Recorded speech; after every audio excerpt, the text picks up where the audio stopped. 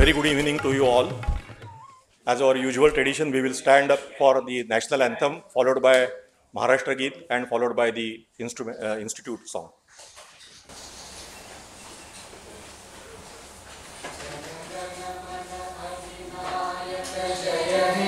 भारत भाग्य विधाता पंजाब सिंध गुजरात मराठा द्राविड़ उत्कल बंगा विंध्य हिमाचल यमुना गंगा उच्चल जलधि तरंगा तव शुभ नामे जागे तव शुभ आशीष मांगे गाहे तव जय गाथा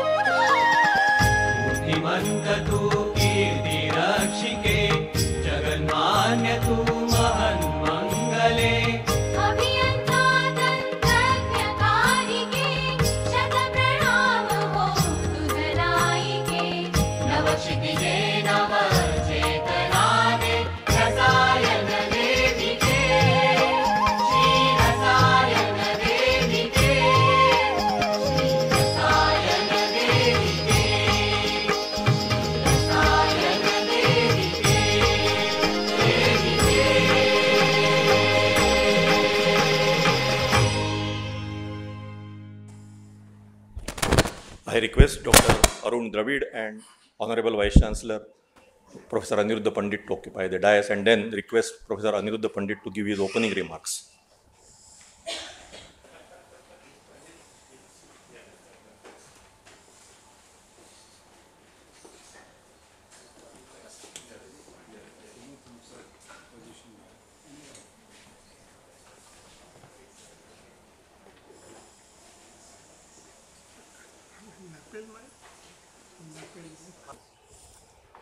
Dr. Dravid, Mrs. Dravid, Professor Sharma, Professor Joshi, Kishore Bhai, and all those who have come to listen to Dr. Dravid about the topic Sangeet and Vidnyan. Dr. Dravid is one of those rarest of species where engineer has turned his attention to art. You find many doctors involved into dramatics, singing, so on and so forth, but very, very rarely engineers are involved in it. And what prompted Dr. Dravid to opt for music as a passion along with chemical engineering as his profession is what we expect to learn today. And in the process, the appeal which he found in music or Sangeet and the science which was already there but had to be deciphered, and that is what he is going to discuss today. This particular type of programs, Manthan does conduct such programs. I think Professor Joshi will talk about it more. But this specific program was initiated by Sri Kishore Bhai Mariwala, and I thank him and compliment him for suggesting to conduct such a program which goes beyond the realm of engineering. What has been realized quite regularly now, that many of the technological developments, unless they are thought about while they are being developed and bring in the social feedback, the technological developments do not have social acceptability.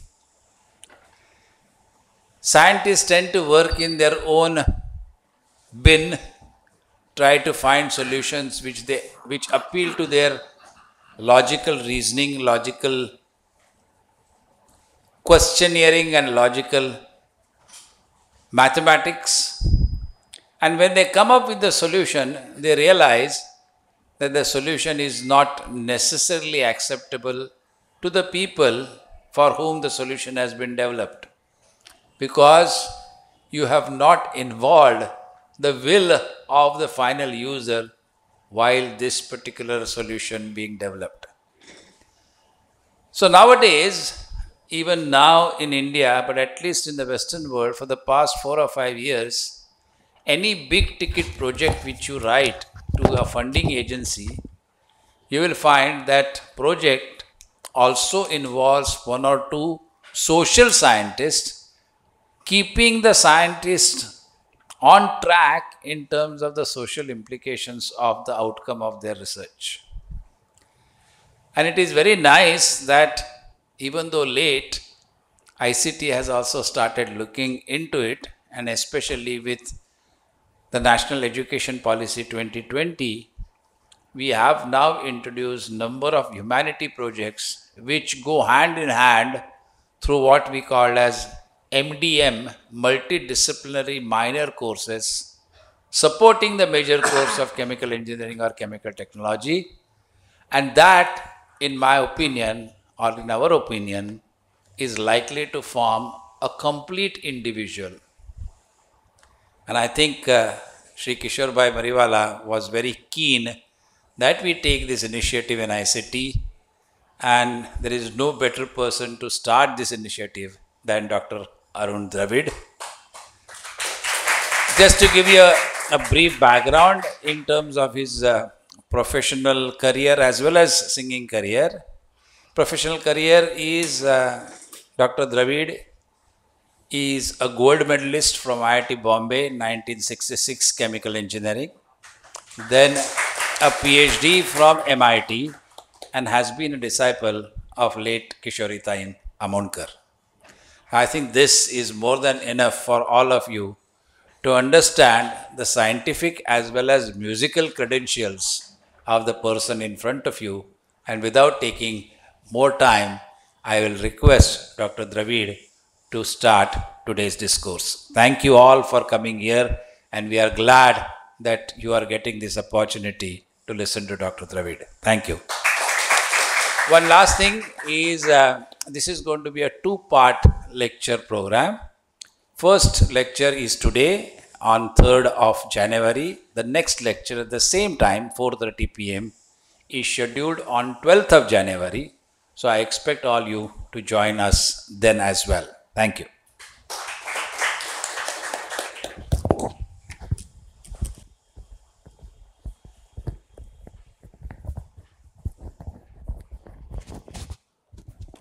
Thank you, Dr. Pandit, for your kind introduction. I am very happy to be here back in ICT after many years as a person who is talking to some audience. The last time I remember was in the mid-80s, I think, when I was doing a course for as a GP Kane chair. And then after that, I think I did one more invited lecture on the subject of future of chemical engineering in India. This was also many years ago. So I'm very happy to be back here. And I'm particularly honored today to have some very illustrious luminaries in front of me. In my own field of chemical engineering, I have Professor Sharma, who has kindly attended today's function. And although Professor Sharma has not been my direct guru, I have not had a course under him, I have considered him as Guru Saman all my life because of the vast wealth of knowledge that even non-students of his like me have consistently observed during his lifetime and ours. So it is a great honor for me, Professor Sharma, to be speaking in front of you. And also Shruti Sadolikar, who is like my younger sister, but eminent personality in the field of vocal classical music, that she has decided to attend today. I'm very happy to welcome both of these luminaries. And my old friend Kishore Mariwala. I need not say much more about him because we have had such good relationship over the last 20-25 years, both in relation to our chemical engineering field, when both of us were at one time on the evaluation committee of NRDC awards.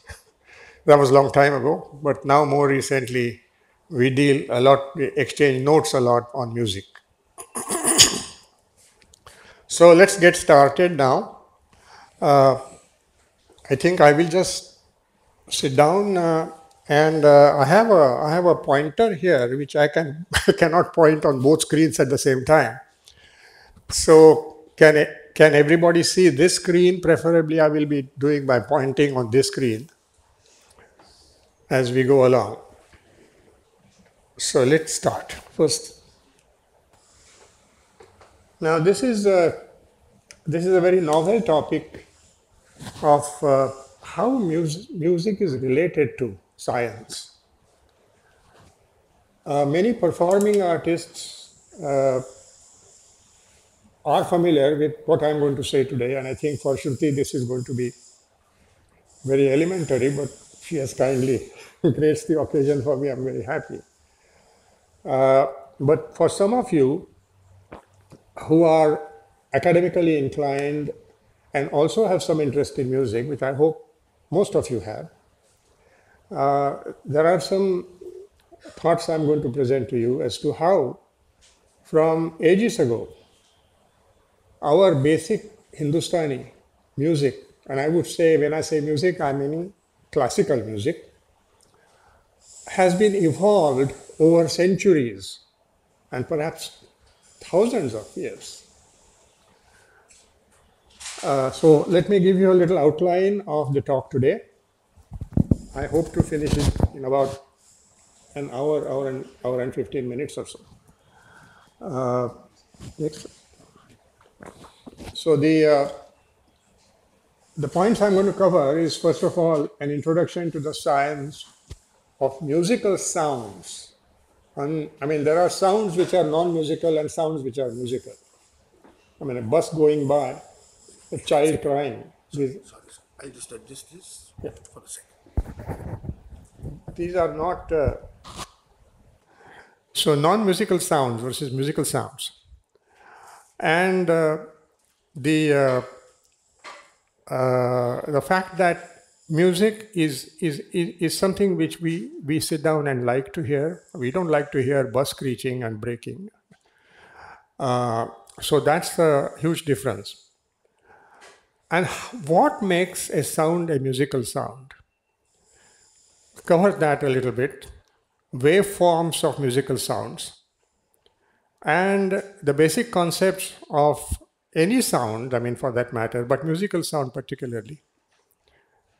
The relationship between frequency, wavelength of a sound wave, and on what factors does the frequency or the wavelength of a sound-making gadget or let's say an instrument depend.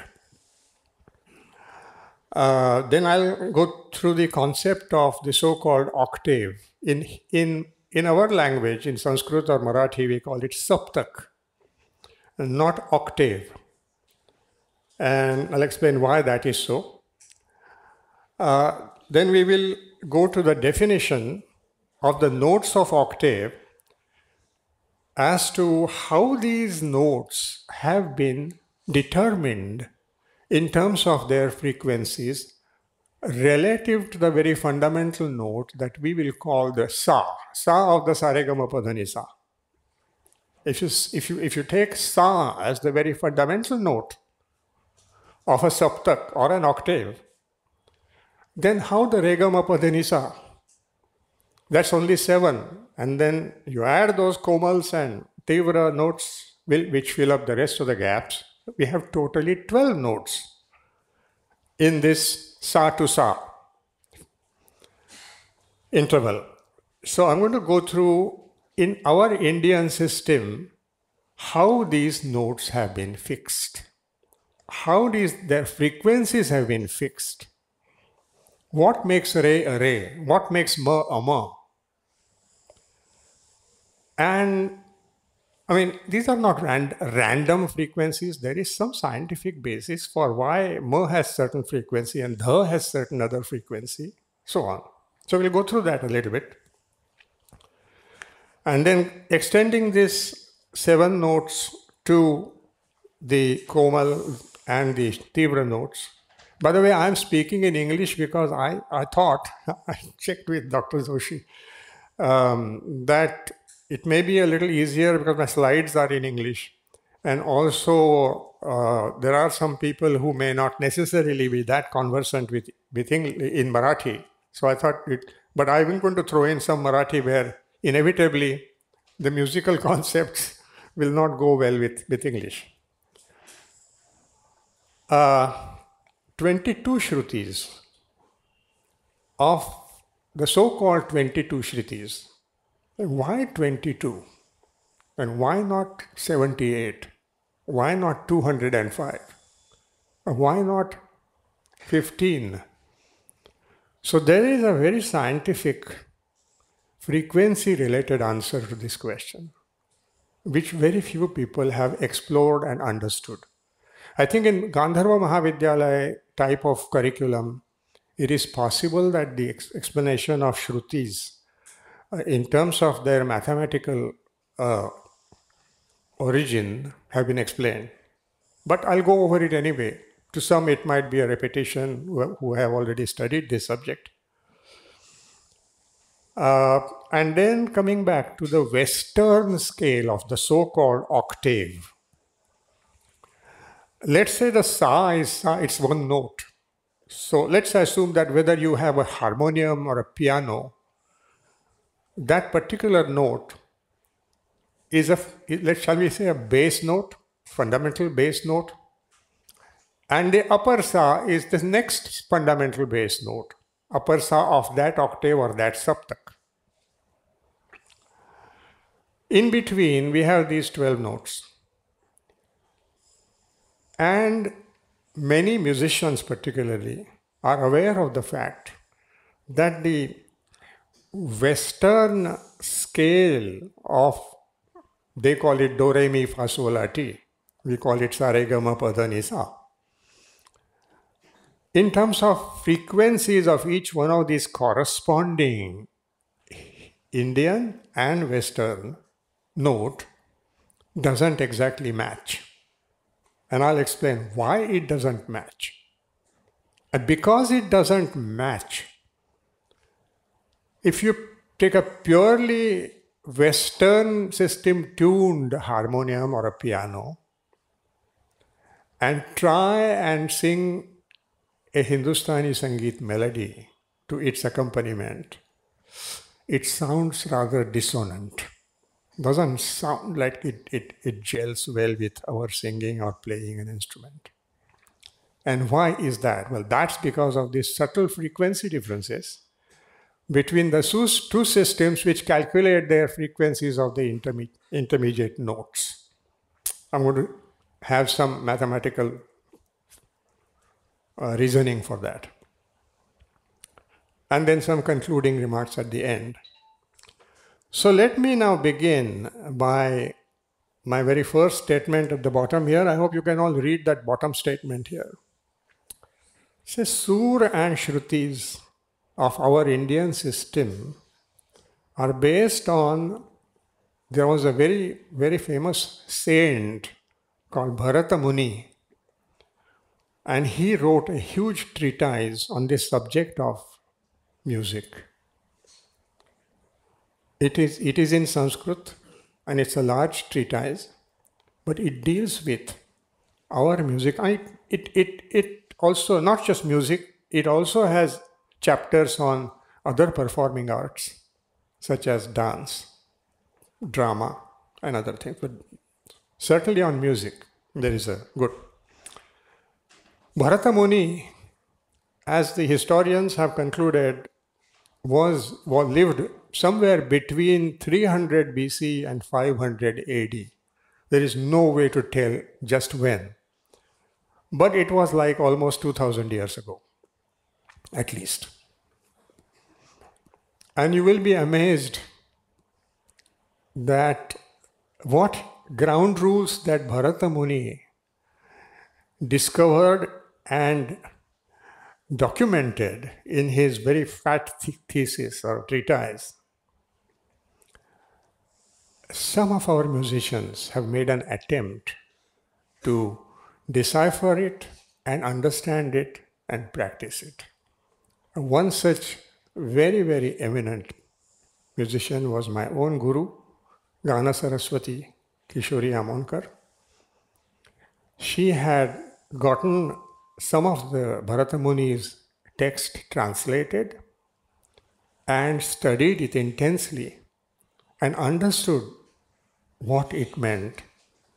Not only that, but she put it into her practice of singing. And this is why she became what she was, in contrast with many musicians who don't make that effort. Anyway, so that's the summary of what I'm going to say. Next. So I'll explain some very basic physics behind musical sounds, here is a wave of just a fundamental. Let's say that we have a string nicely taut between two endpoints, and we pluck it, and it makes a continuous sound, and it's not a chaotic sound. It's a continuous steady sound.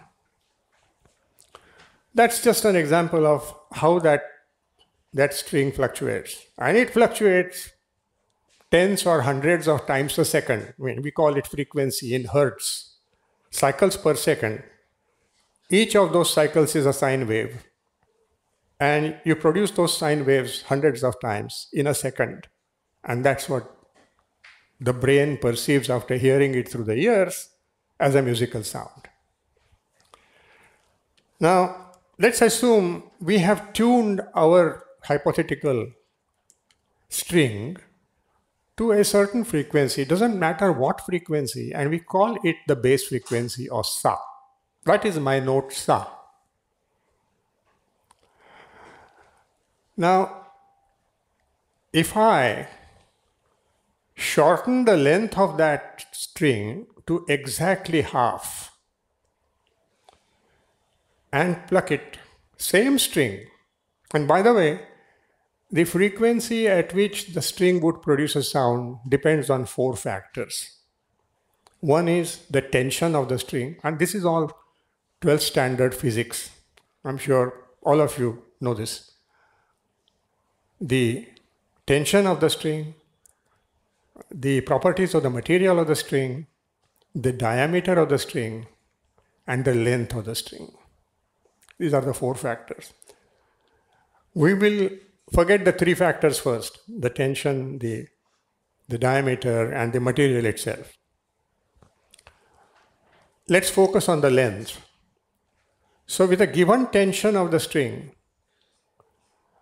if I then have the same tension, but I put a little, shall I say, support in between at the half the length, and the same tension, I then have divided the string into 2 parts. Each part has half the length of the previous one, and it will then give a different sound, not the same sound as before, exactly the upper harmonic of that bass sound. Its frequency is exactly 2 times the frequency of the original song. So the second one here, it gives you duppat kamprata is 2 times the frequency. If I divide it into 3 parts, I get 3 times the frequency. 4 times, I get 4 times the frequency, which means I am going from my bass sa to the next octave sa, to the next octave sa, and to the next octave sa. So it becomes shriller and shriller and shriller to hear, but it's basically the same sound, sa, sa, sa, higher notes. And finally, we have here 5. The length has been reduced by a factor of 5. Frequency has gone up by a factor of 5. It's inversely proportional to the length of the string. Tension is the same, material is the same, okay? Now, 5 times, that means it gives me a sound which is not 2 times, not 4 times. So it's not sa, sa, or sa. Number 3 times also does not give me a harmonic of that same sa going forward. But the 3 times gives me, and this is the miracle of our music, the note pa. So we have sa re ga ma pa dhani sa. So original string was this sa, double was this sa, and 3 times was pa. All right? The frequency of the note pa, therefore, is 3.5 times the frequency of the original sa. Likewise, 4 times is 4 times the frequency. It's the 4th harmonic of the same sa. 5 times. So assuming that the first string, original string had a frequency of 100 hertz. Just example. It could be anything, 200, 300. By the way, for those of you who are practicing students of music, just a general guideline is what do I mean by what frequency is my sa? So if you are a gentleman singing in Kali Don as your bass sa, the frequency is roughly 155 hertz of Kali Do. If you're a lady singing in Kali Pach, it's a higher. The basic frequency of the sa at Kali Pach is about 233 hertz.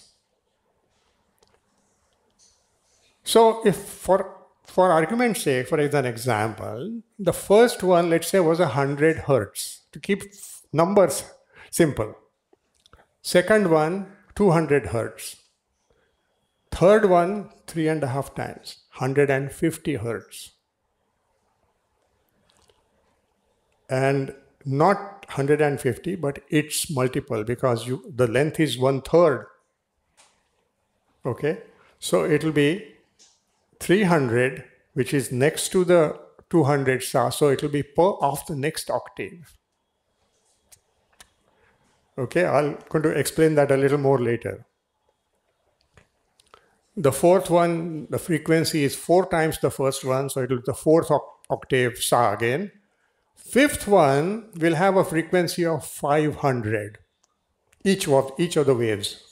So you're going to hear a sound which has a frequency of 500 instead of 100. But it is going to be 5 octaves later. All right? Now, one basic rule is that since the frequency doubles for halving the length of the string, if you make it 1/5 and you have 5 times the frequency, then half of the 500 and half of that for 250 to 125, you will fall in the first original octave. So the 120, when in your normal terms, that high-pitched sound of a string which has 1/5 the length vibrating, in terms of the normal octave of ours, its frequency would be 125, because you have come down 2 octaves, each time half of the previous frequency. All right? See if you can understand that. And I'll answer questions if you like at the end. So on this basis, how is that related to our frequency of sa re ga ma pa dha ni sa? Now, here I have shown you that from a given string, depending on the length of it, if the frequency becomes 3.5 times, you get the per of the next octave, and therefore per of the first octave would be half of that. Always remember, any note, if you double its frequency, you get the same note of the next octave. Okay? That's a ground rule. So per of the next octave, but we want to see where is the per of my octave. But it has to be half of the per of the next octave. So it becomes 3/4.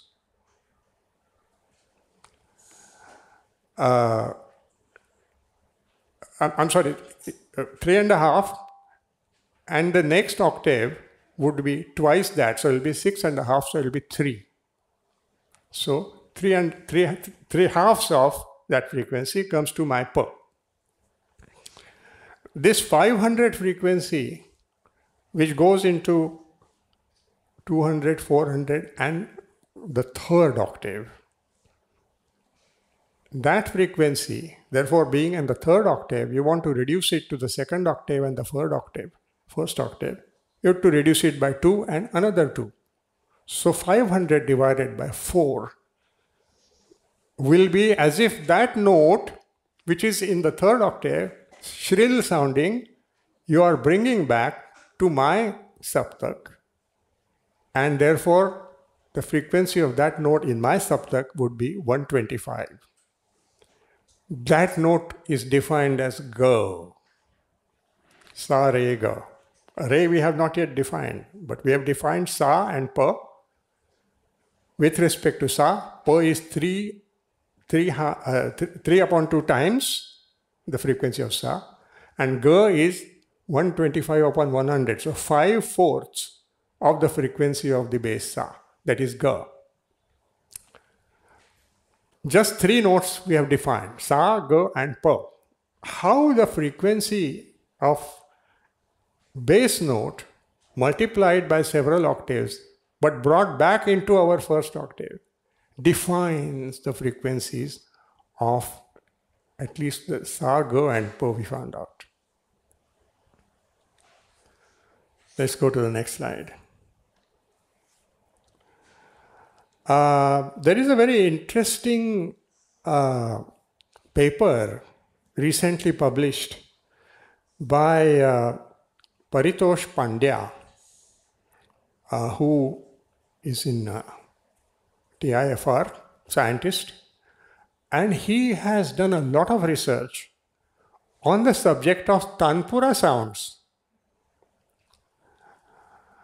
Tanpura sounds, I mean, I just said that, look, if you have one string, it produces the base Sa, but unknown to us and unheard by us, that string also produces these vibrations internally, and we don't know that it does. And it is producing some of the other notes which we can't hear. The human ear can't hear them because they are so small in terms of amplitude or loudness. What Paritosh Pandya did was he just took a Tanpura. Tanpura has 4 strings, we all know. The first string is tuned to the Sur Pa. The next 2 strings are tuned to the same note Sa, and the last string is tuned to the 1 octave lower of that Sa. So Pa, Sa, Sa, Sa, these are the 4 strings. So what Pandya did, and by the way, he spent a long time in this research, just one Tanpura plucking. He subjected this sound that came out of the Tanpura to a very sophisticated instrument system. And I'll give you an analogy. Sunlight, we all know from high school physics, you put it through a prism, you split it into 7 colors. And we call them seven colors because they are perceptible as 7 different colors. Actually, it's a continuum. The spectrum is infinite number of colors. So, in what Tanpura sounds, he couldn't hear everything that he found out by this research with this sophisticated equipment. He put it through this audio equipment and he analyzed these sounds that came out of a Tanpura. And what he found was, and he also had the ability, he analyzed this with a technique called FFT. It stands for Fast Fourier Transform. You take the sound wave, analog of the sound wave, and go through the process of Fourier transforms of that analog, and you create a digital analysis of it. He did that. He found that the tambura sound, just one plucking cycle, by the way, he just did pa, sa, sa, sa, so about 3 seconds, and he captured that through a microphone into his instrument. And the instrument, like a prism, splits the sun rays into 7 colors. The instrument split the sound into all the frequencies that it could measure. Now, in the process, he used also some filters. He filtered out the bass notes that he plucked. He only wanted to see what were the, I won't call them resonant notes, but overtones of how many notes did the tanpura playing or plucking create? And magic. He found through and finally the output is called a spectrogram. Spectrogram. The spectrogram showed that you produce hundreds of different frequencies of that 4 wire strings plucked one time with your finger. Not just the 4 sounds, but hundreds of frequencies, which a human ear can't hear, but the instrument measured. Like, we don't see your colors with our eyes, but we do when you subject them to a prism. All right, next. Here is the first spectrogram of one cycle of tanpura plucking. I'll explain what the x-axis, y-axis, and z-axis is. The x-axis is the frequencies. You can see above that, from 0 to 5,000 hertz. The y-axis is the instrument measures these as quick-fire frames. So for the time being, let's ignore the y-axis. The z-axis is a 3-dimensional spectrogram. The z-axis shows the loudness of that sound, that particular sound.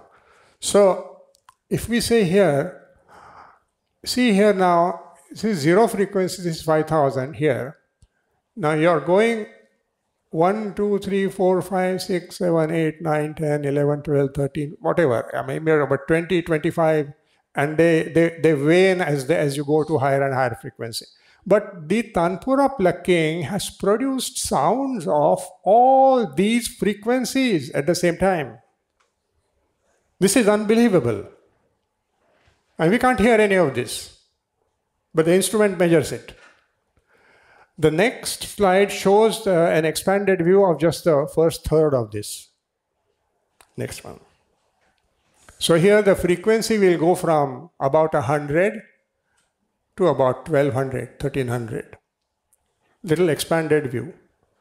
So one plucking of a tanpura has produced now, for the instrument to catch,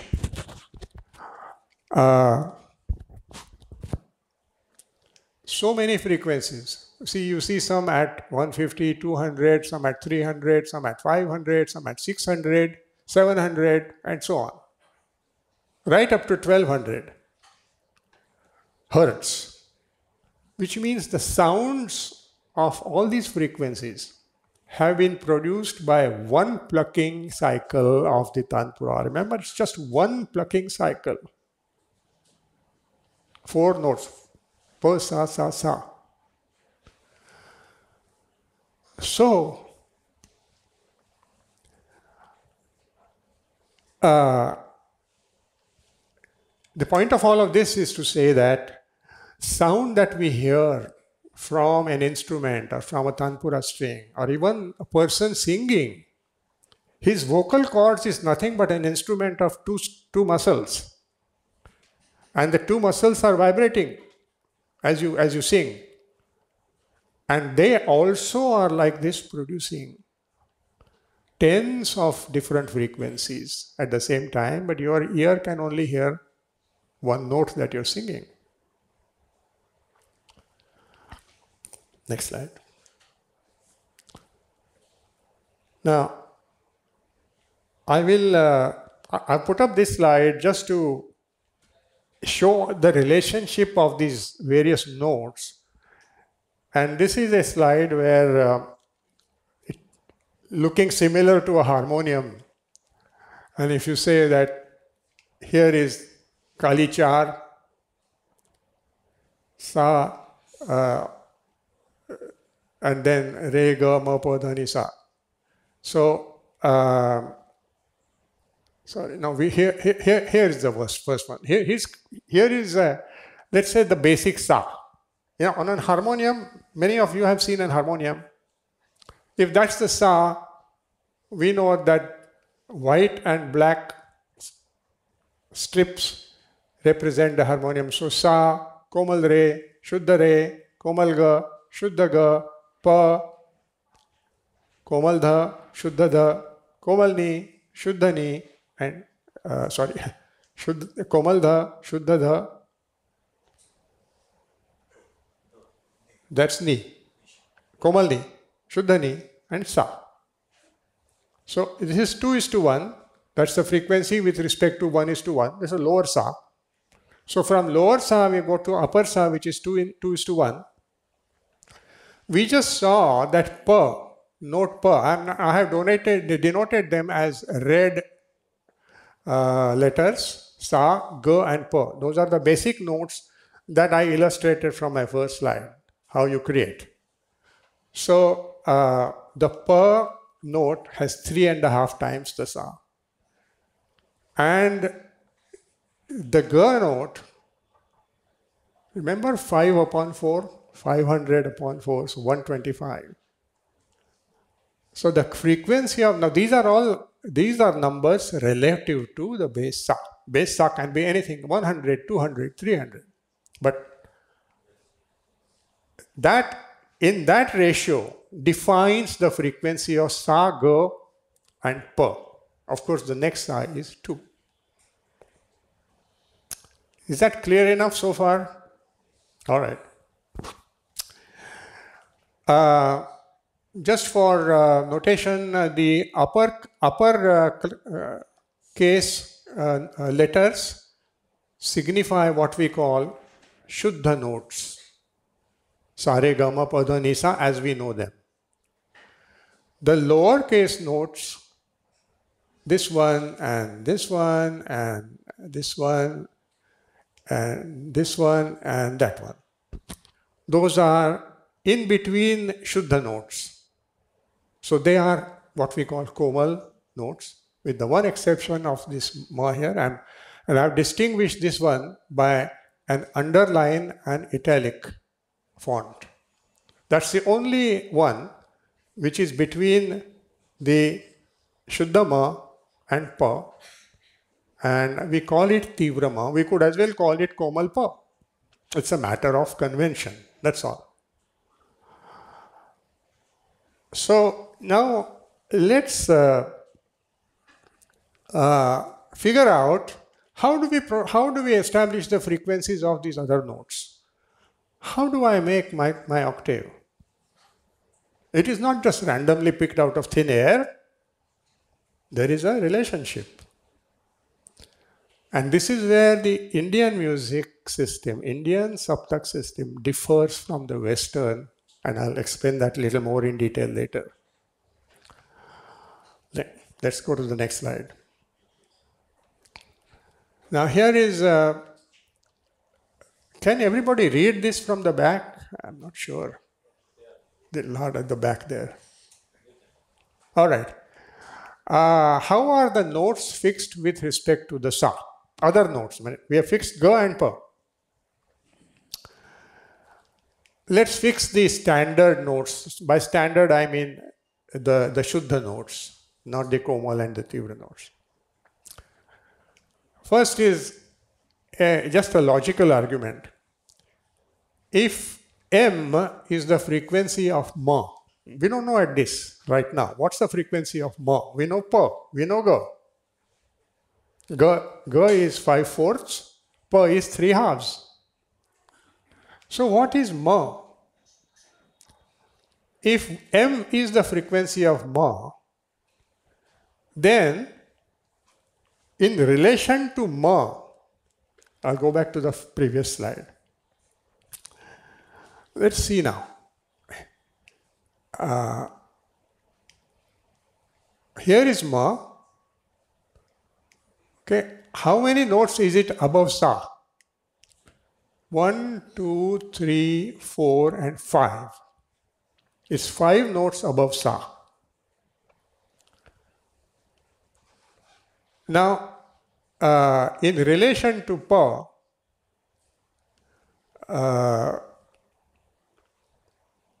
1, 2, 3, 4, 5. That's sa. So that sa is 3 halves times pa. So see, pa is 7 notes from here. 1, 2, 3, 4, 5, 6, 7. Now, with respect to pa, the sa is 5 notes above. You see that? If pa is taken as the base, we have 1, 2, 3, 4, 5. You come to another sa. So if I start from sa, and here we have 1, 2, 3, 4, and 5. Fifth note is ma. So this ma is to sa as the upper sa is to pa. Is that ratio clear? See the logic? They are all related by the same ratios to each other. So ma is to sa is as upper sa is to pa.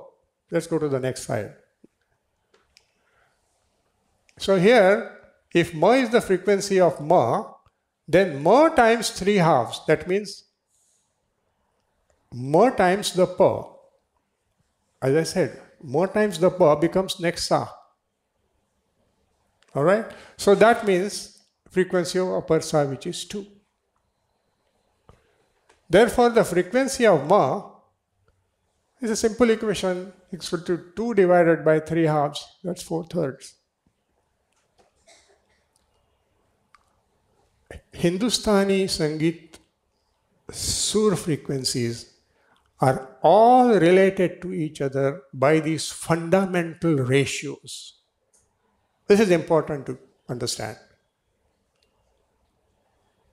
I'll explain later as we come to Western system that is based on a geometric progression from one note to the other. Ours is not. Therefore, our note frequencies come close but don't exactly match with the Western frequencies. All right, so we fixed ma now. Ma is 4/3. So sa is 1, ma is 4/3, pa is 3 halves, and upper sa is 2. So let's fix the other notes now. Upper re, again go back to the previous. Yeah. If I start with pa, and what happens, see, pa is 7 notes from sa, we saw that, okay? 1, 2, 3, 4, 5, 6, 7. Pa is 7 notes away from sa. Now, if I go 7 notes away from pa, that will be pa of pa. See that logic? It will be pa of pa. So, 1, 2, 3, 4, 5, 6, 7. So that would be the pa of pa. Now, if what happens here is that you have reached a note there which is beginning the second octave. So like here, sa, komal re and shuddha re. There we go, sa, komal re and shuddha re. You have landed on shuddha re. If I go from pa and also put another 3.5 times, I go to the re. So 3 halves times 3 halves is the frequency of the re with respect to my original sa. So 3 halves times 3 halves is 9/4. That's the frequency of the upper octave sa. See that? If that's the frequency of the upper octave sa, what is the frequency of the lower octave sa? Half of it. Because octave to octave, they are all factors of 2. So let's go back to this slide again. Stop me if you have some doubt, Don't, because we have plenty of time. So upper re, I just showed you, is 3 halves times 3 halves is 9/4. Therefore, re, which means our normal re, is half of upper re, which is 9/8. So 9/8 is the frequency of re. Okay, so we have sa, re is 9/8, Ga is 5 by 4, Ma is 4 by 3, Pa is 3 by 2. We fixed Sa Re Ga Ma Pa. Let's go back to, stay on this. By the same logic, Acha, let's go back to that first one again.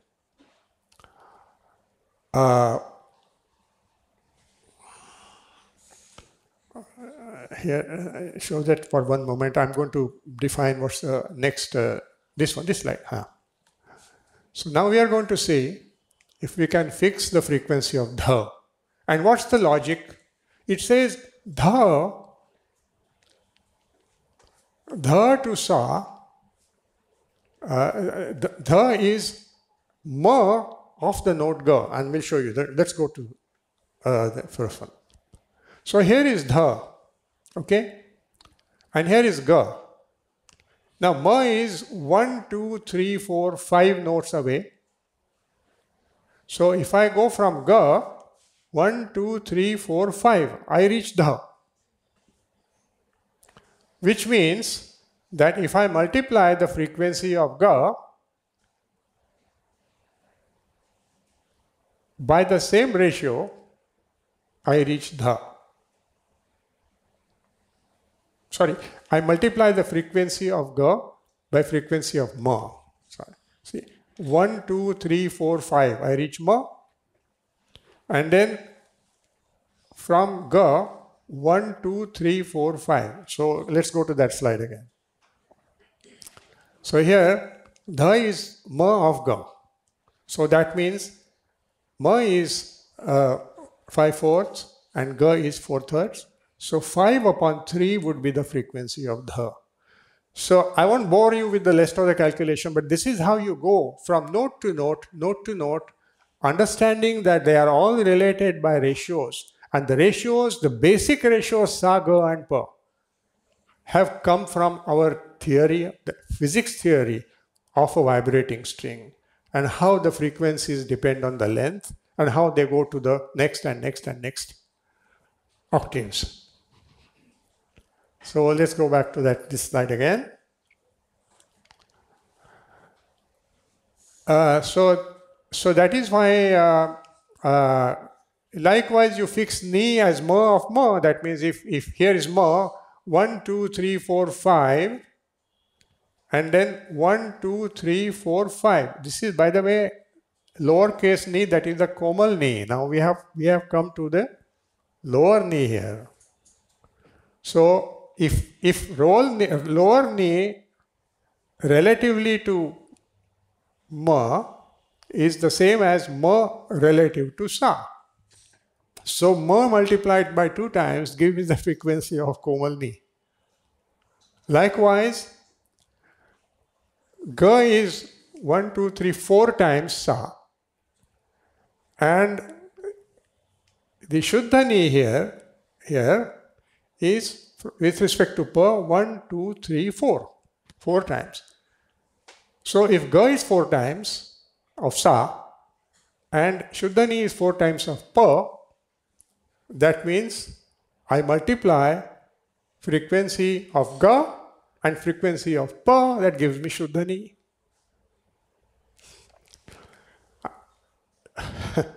Okay, something to think about, but there is very simple logic.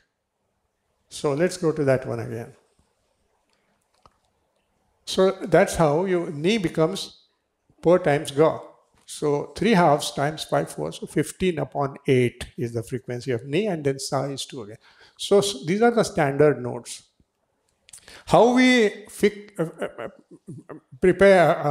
the komal and tivra notes, sharp and flat notes, is the same logic.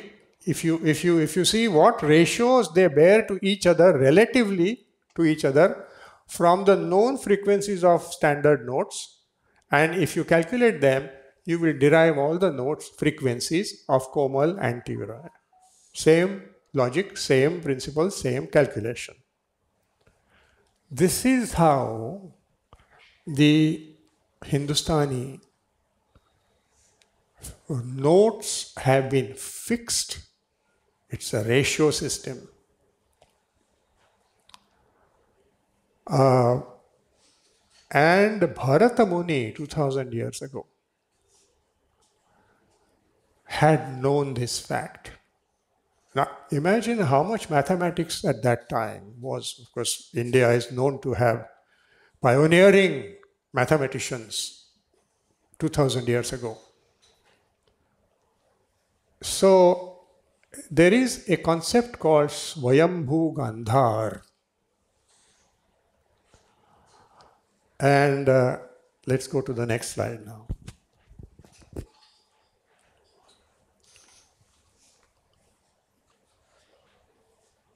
By the way, I'm just throwing this in.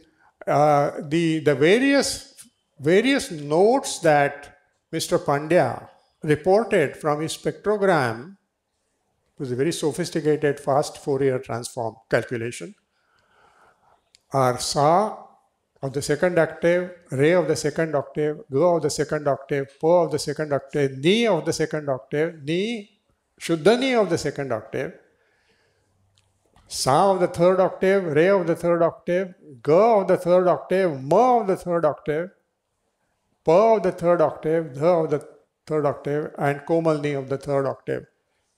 These are the various frequencies his decomposition of the one cycle plucking of a tanpura through the spectrogram was discovered. Okay, let's go to the next.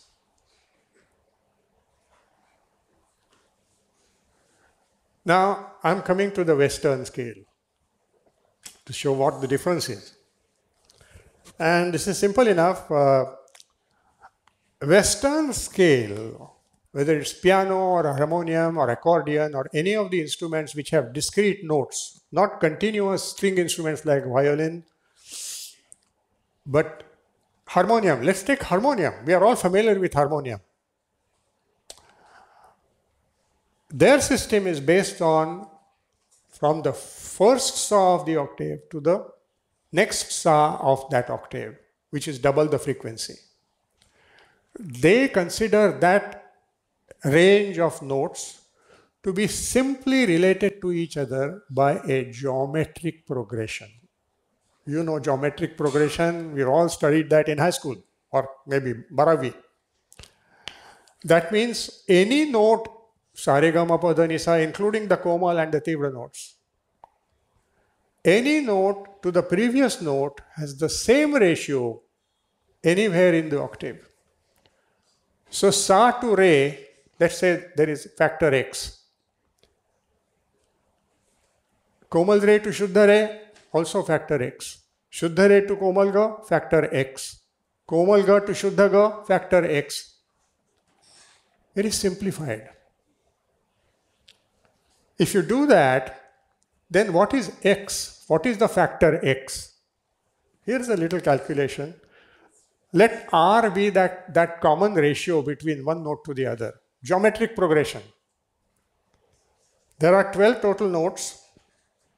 Therefore, common formula, sa is 1, R is the ratio, and you have geometric progression for 12 notes. So, R to the power 12 is the next sa, which is 2. Okay? Simple arithmetic. So, therefore, log of 2 is equal to log of R exponential 12. So, the log of 2 is equal to 12 times log of R. Okay? And you solve for R, you get a big number.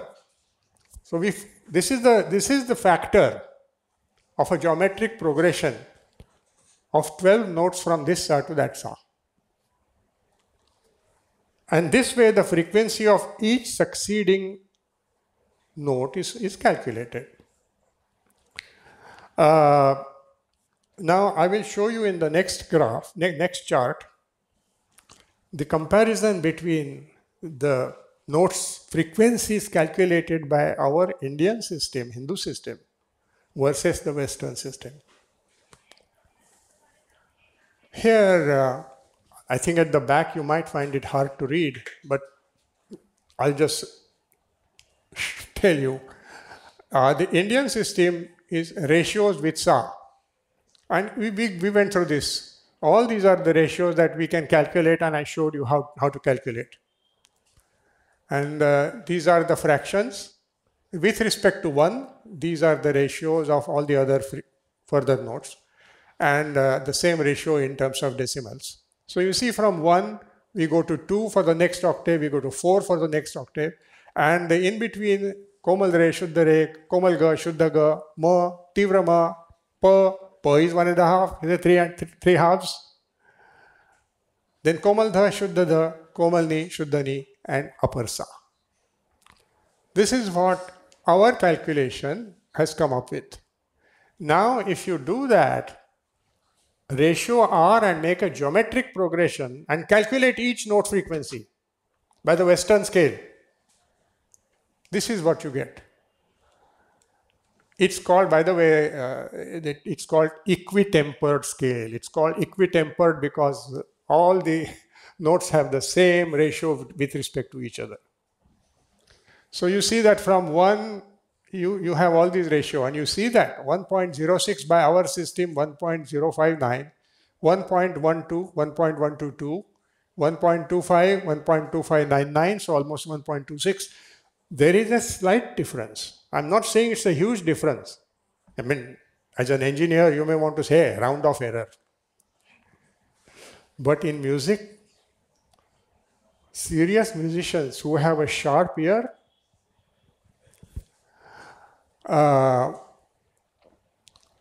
see what happens to Ga. Our system says frequency of Ga is 1.25 times frequency of Sa. Their system says frequency of Ga is 1.26 times frequency of Sa. If a harmonium which is perfectly tuned by the Western system, that Ga sounds a little besura. Shruti, am I right? Why does it sound a little besura? 1.26. So 126 hertz for a Sa which is 100 hertz. Our Ga would be 125 hertz and their Ga would be 126 hertz. And if you are a sharp and keen listener, so there is a technique to correct that. We call it Gandhar tuned harmonium, which means that we ask our instrument makers to specially change the harmonium, original harmonium frequency.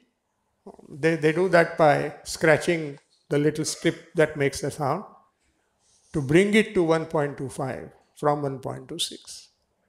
And then to our musicians, that sounds heavenly. Now, we were not born 2000 years ago. We did not know any physics of this. Our ears, why are Indian ears conditioned to this very sophisticated actual phenomenon of waves and frequencies? Why weren't the Western people looking at this? By the way, this is also called equitempered scale, and I think it's also called logarithmic scale, which is obvious.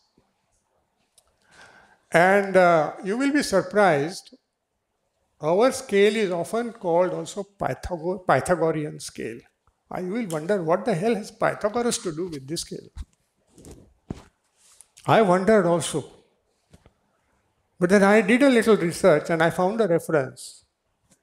It is simply because Pythagoras visited India once and he learned all about our musical system, ratio system of defining notes. And he was so impressed. And he said, you know, you guys have invented the pure notes, pure form of notes from physics. We have just rote force, geometric progression. No challenge to the brain. And then when he went back, he talked about Indian system all over the place. So much so that people began to feel there that he invented it. So that is why even today some people refer this. We call it natural scale. Some people refer to it as Pythagorean scale. So, and you will find these differences everywhere. Now, the sa and sa match always 480 to 480, 960 to 960, because they're all double multiples. But all the other frequencies will be different between the Indian and the Western. Okay, next. Now I'm going to come to the concept of Shrutis, which is one step more complicated than so far. I said before that like a light, light spectrum is a continuum. It's not discrete. We only perceive certain frequencies with our eyes. It doesn't mean that the rest of them are not there. We don't see them. Likewise, we saw that there are infinite number of frequencies. It's like asking, hey, how many points are there in a straight line? Now, what's the answer to that? Infinite.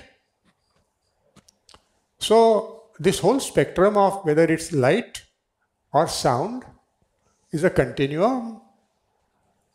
So, but our ratio system is based on the physics of dividing them into discrete lengths and therefore discrete frequencies, and they sound, let's say, perceivable to us.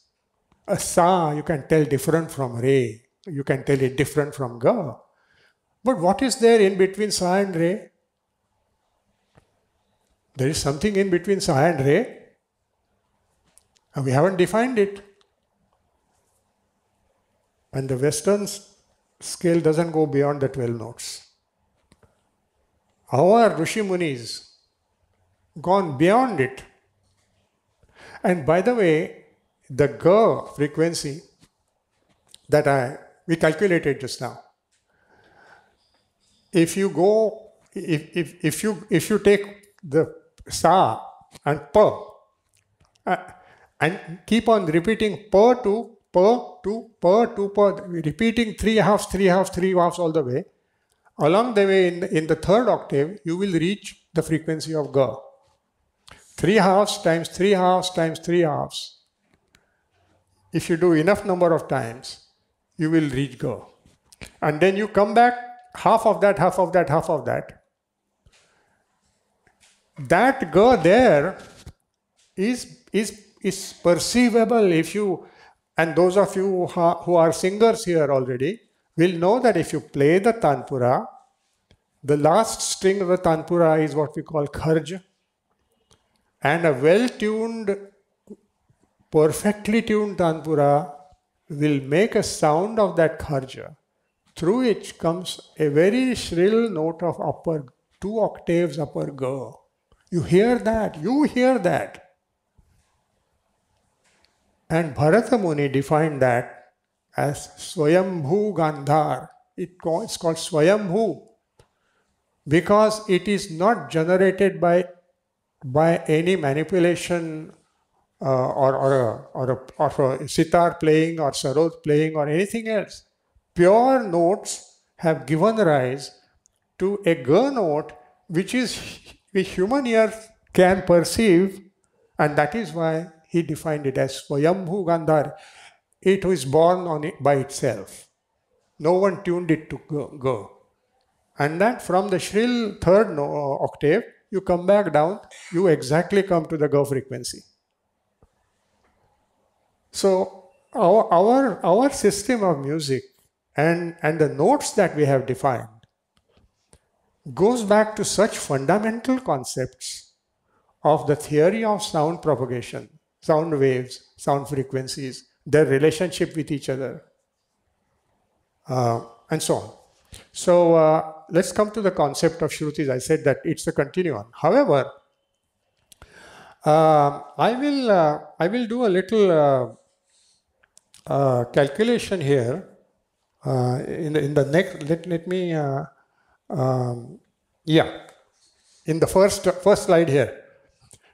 Example of calculation of what is a Shruti. Now, Shruti also, for a given standard note, for a given Shuddha note, the Shruti, there is how do you define a Shruti of Ga, Shruti of Re, Shruti of Ma, Shruti of Dha?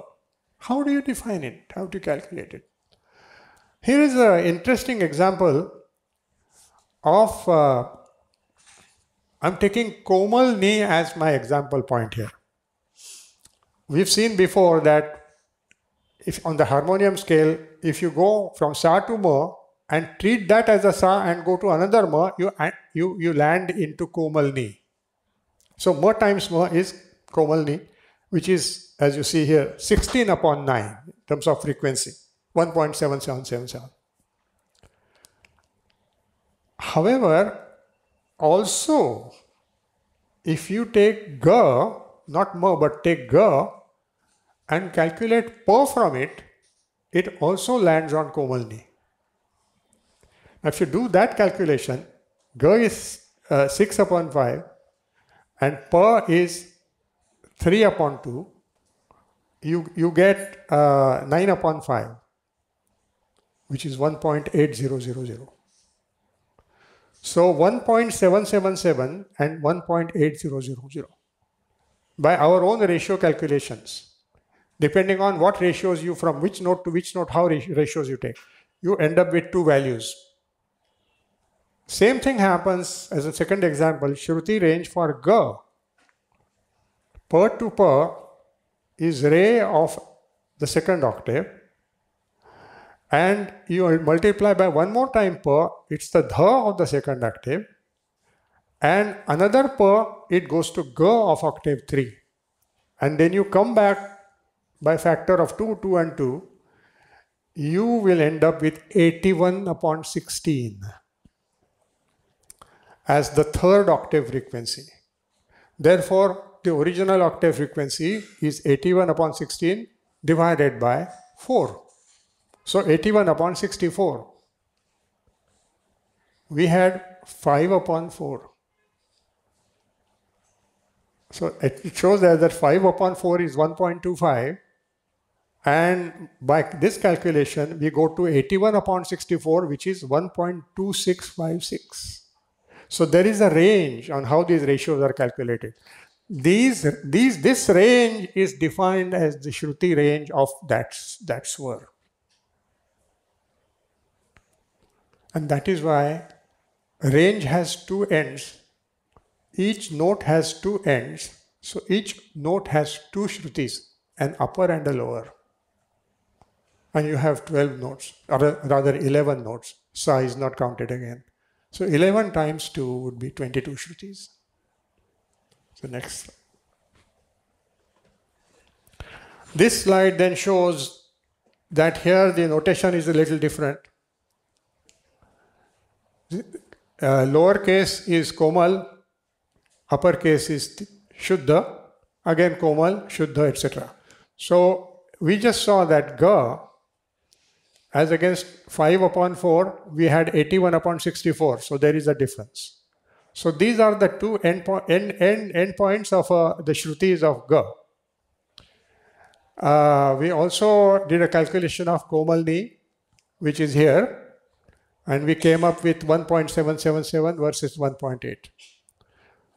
And you can do those repeatedly by going through only Pa ratios and Ma ratios. You do that repeatedly and you end up in some octave where the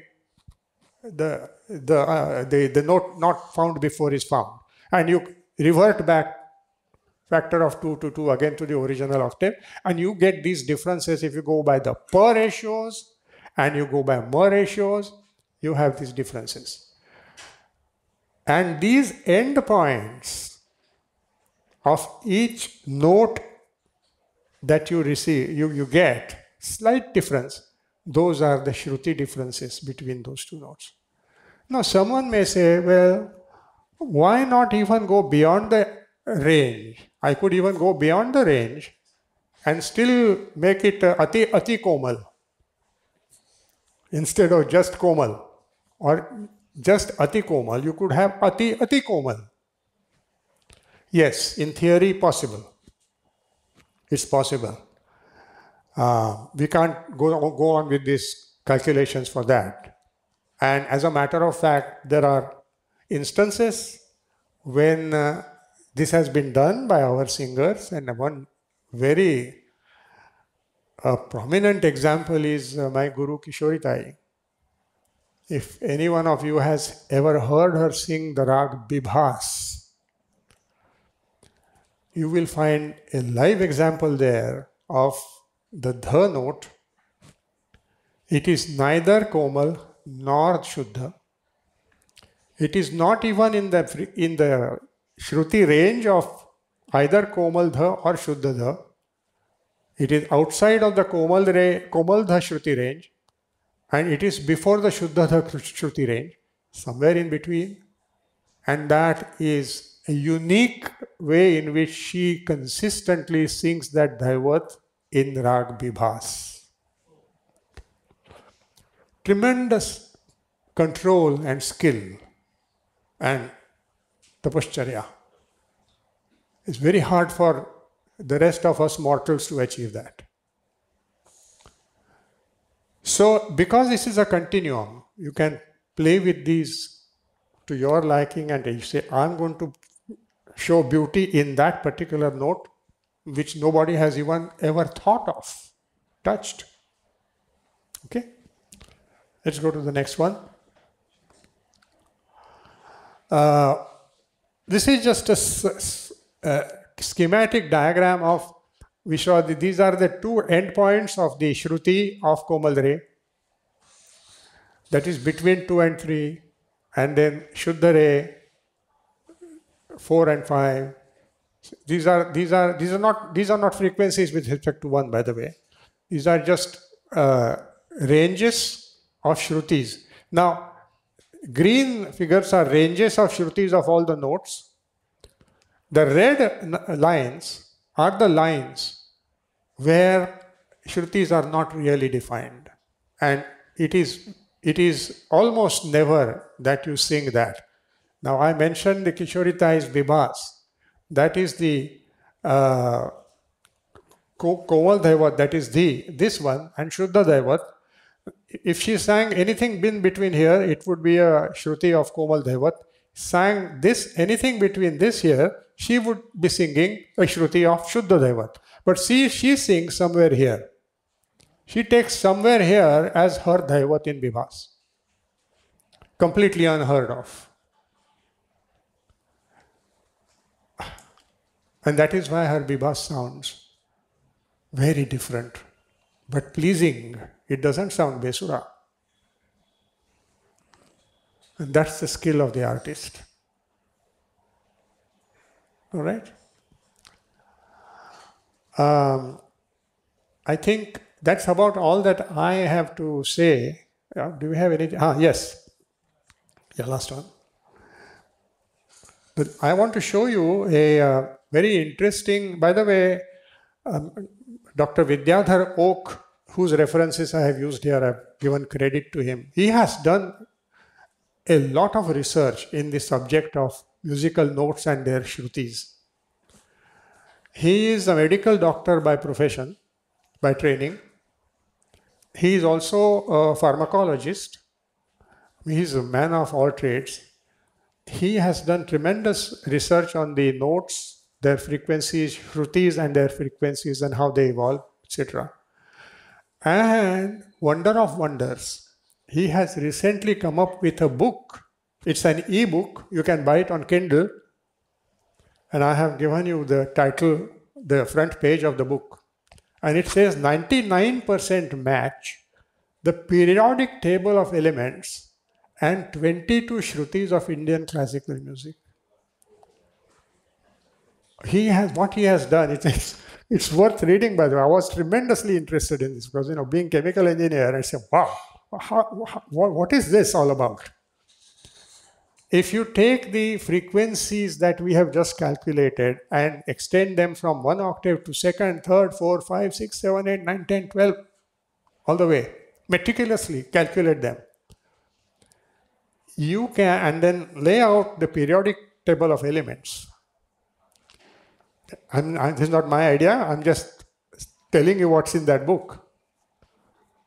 He has then shown one-to-one correspondence between notes of our music Just the way elements repeat their properties periodically, or 7, 8, 9, whatever number of groups there are, the frequencies repeat themselves in succeeding octaves. And this is an amazing fit that he has found. And he says this is Mother Nature's way. And nature has a universal law of some sort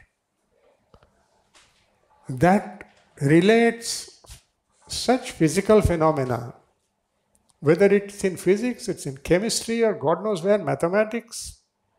And that's his theory in this book.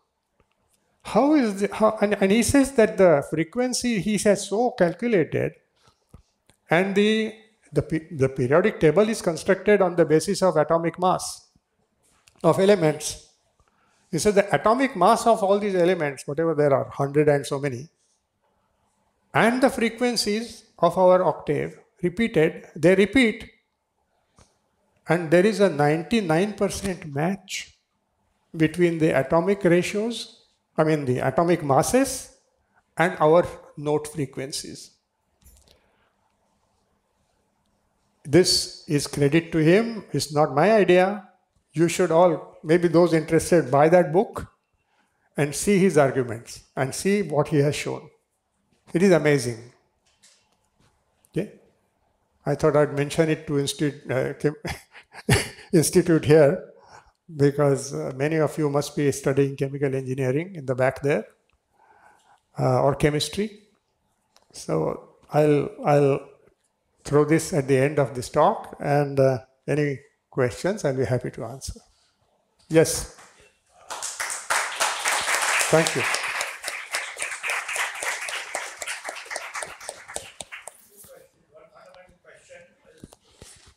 How did Bharat Muni arrive at these sort of frequencies, and what was it purely by listening to how? Well, I'm just guessing. Who knows now? He's like 2,000 years ago. I'm just guessing that at that time, remember the Vedic chanting Yes.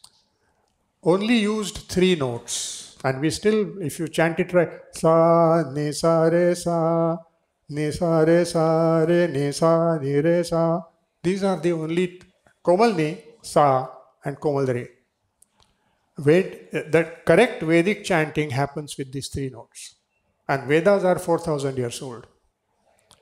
So, people knew that the musical spectrum from here to there.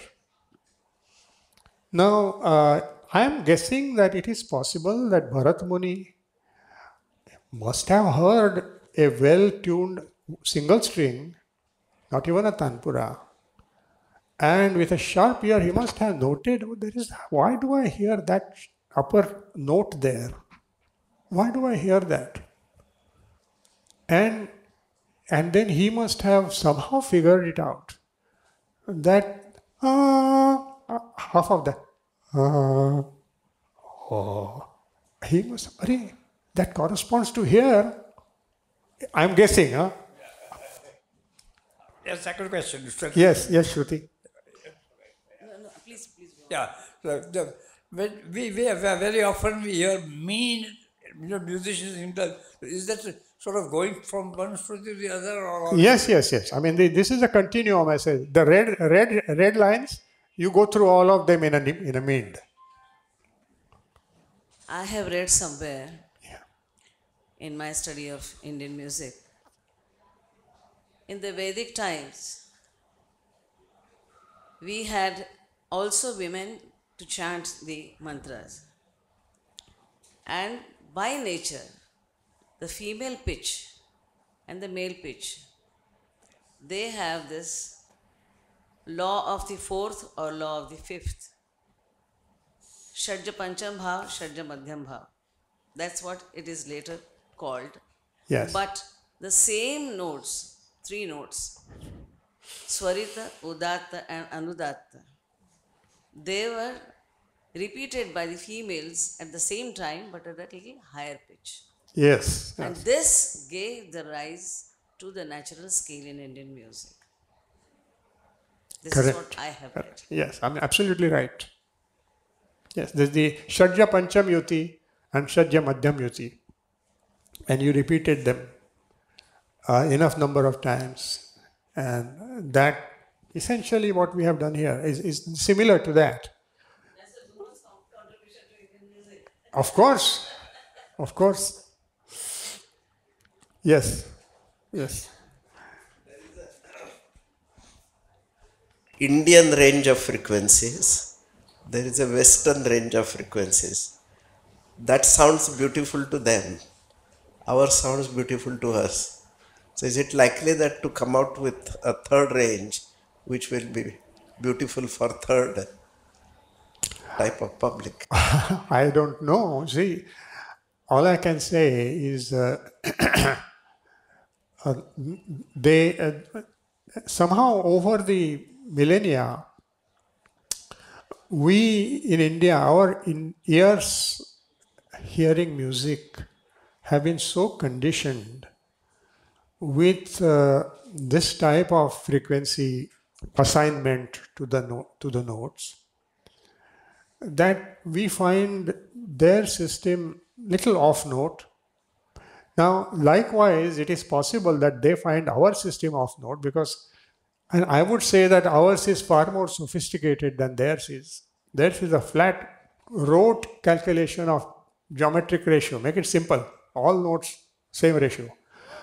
And it's possible, but then in an orchestra of 50 instruments, which in Western classical particularly, the different instruments, by the way, it's a harmonic system, it's not a melody system. Their music is based on harmony. Our music is based on melody. We go from note to note. Their system is 20 different instruments play at the same time, different scores, different notations. All right. So overall impact and effect is very nice and pleasing, no doubt. But there is no discerning of each individual instrument playing what note he's playing, because he's playing a different note from the other one is playing a different note from the third one. So I don't think the Western ear is at all tuned to understanding subtleties of notes.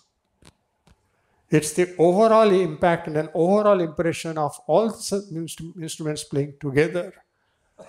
That is, that's good.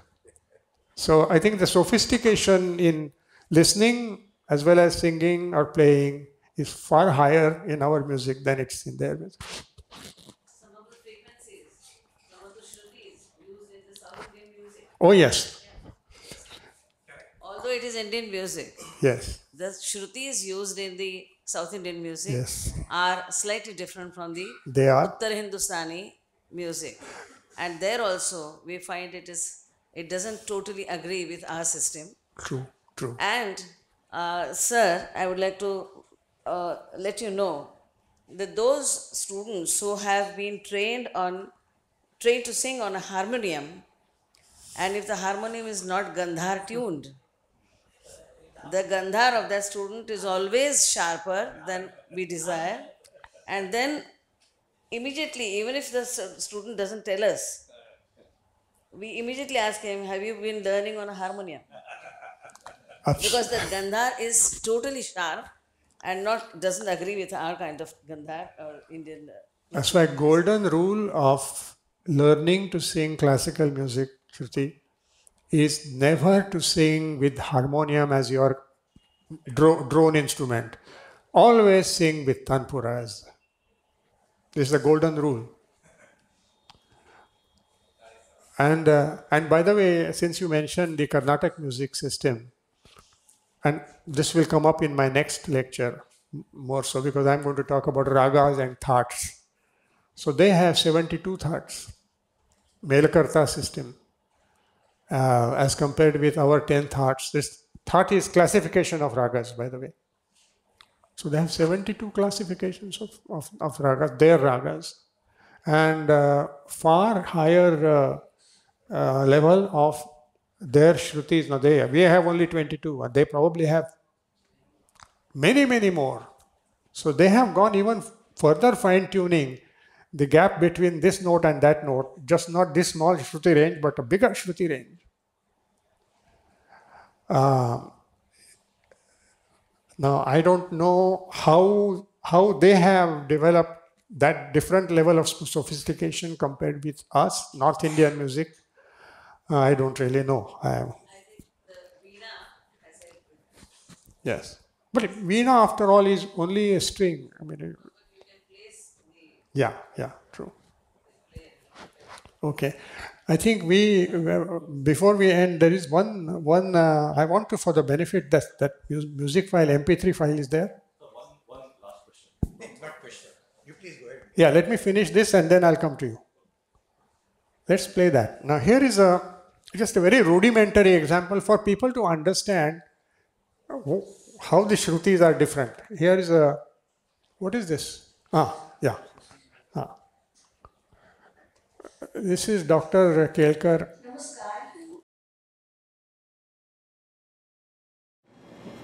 Namaskar. I am Dr. Sulojana Kelkar. And I am Dr. Praful Kelkar. Today we will talk about different Shrutis of different rags and use of microtones in Indian classical music. And we will try to demonstrate this with the use of the sarod. I'm going to use the sarod to demonstrate this because I think it makes it easy to show this on the sarod. I have turned off the tarafs or the sympathetic strings because I didn't want any interference with the notes from the taraf. So what you hear is a direct note coming from the string itself.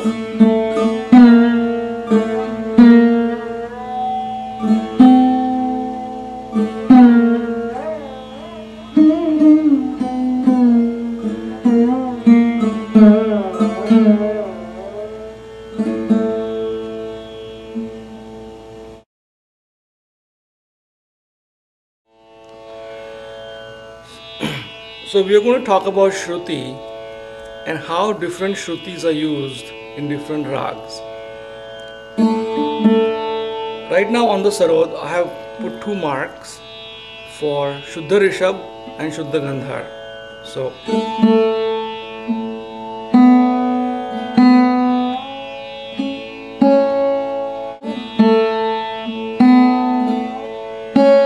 as you can see that there is a lot of space between Re and Ga.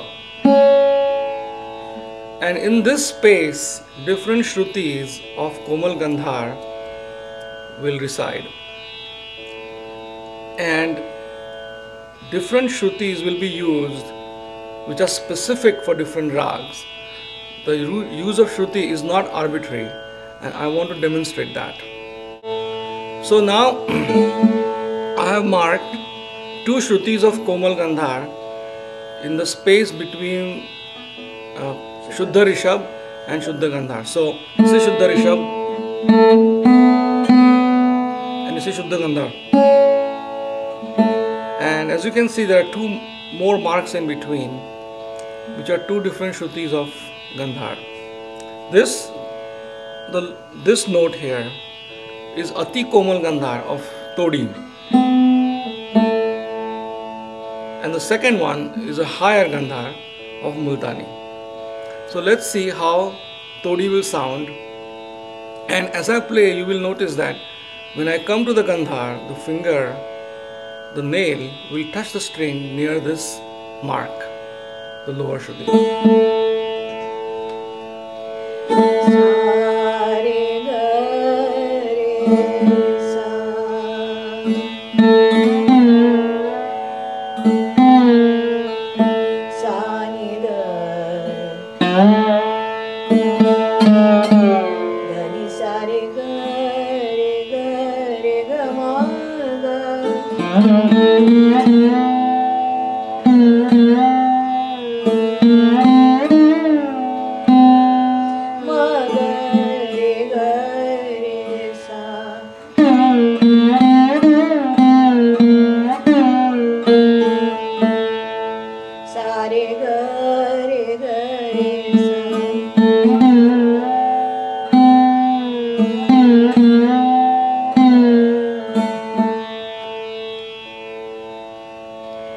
So as you saw, the Komal Gandhar in Todi is near this mark, which is the Ati Komal Shruti of Gandhar. Now we look at a higher Shruti of Komal Gandhar. You can see this line here. And this is a Komal Gandhar that is used in Rag Multani. So we'll see how when I play the phrases from this Rag, the finger will go to this Ga and not to this Ga.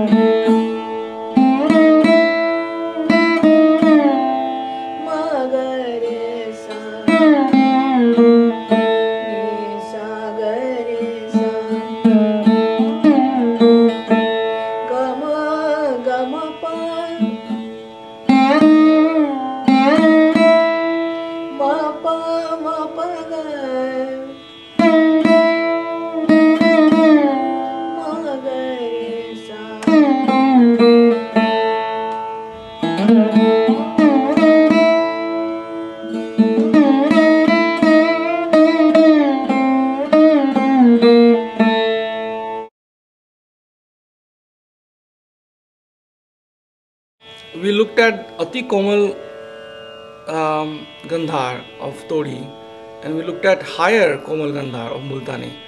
Now I have put another symbol in between those two, little plus sign, and you will see that the Komal Gandhar that belongs to Rag Malkans or Bhairavi falls in that range.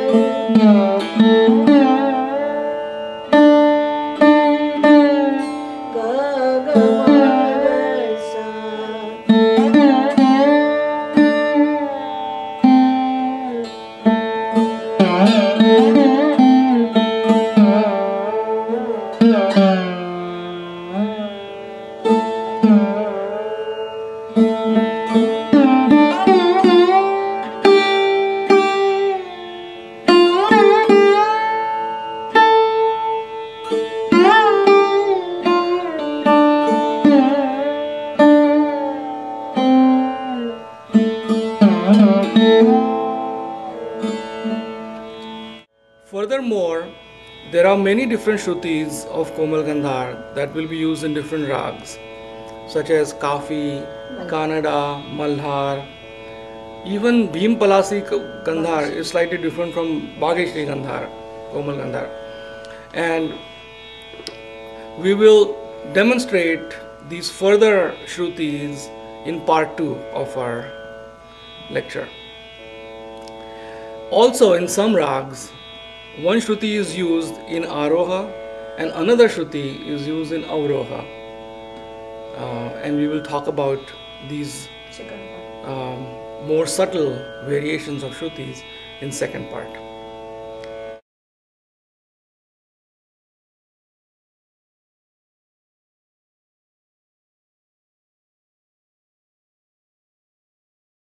Yes.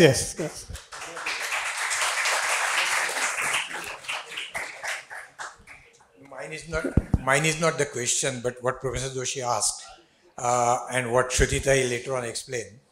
I had heard the lecture from Professor J.N. Joshi in Delaware University. You know, Professor J.N. Joshi used to give extremely good lectures. And after his lecture, the head of the department of Delaware University, he said, after listening to you, this was very relaxing. So what you said as melody and harmony, I think melody relaxes us, smoothens us, whereas harmony might please our eyes. So that may be the answer which I can say. Yes, absolutely, you're right, 100%.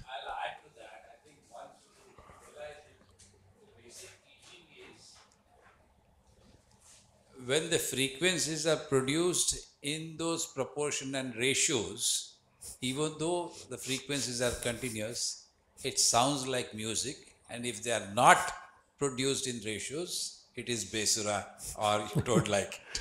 To our ears it is, but in their system, maybe not. Yeah. Thank you.